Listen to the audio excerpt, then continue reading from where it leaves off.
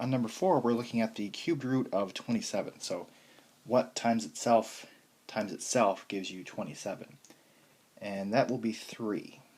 So to do that on the calculator, you want to press the math menu, and then you want to go down to number 4, which is the cubed root, and then you would type in 27 and enter, and then get 3.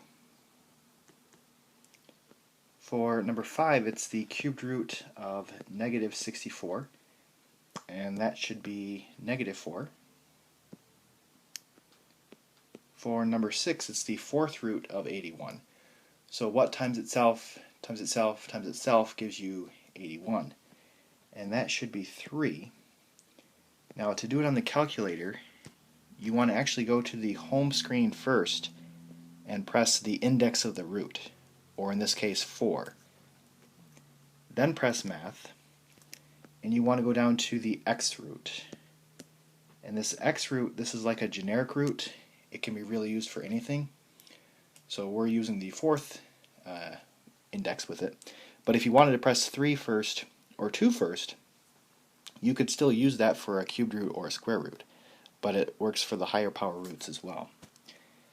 And then type in 81, and the fourth root of 81 is 3. And then the fourth root of negative 256, this is not a real number.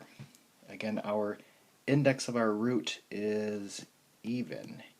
And when you have an even index, you can't take the root of a negative number. However, like on number 5, this was odd, an odd index, so you could take the root of a negative number.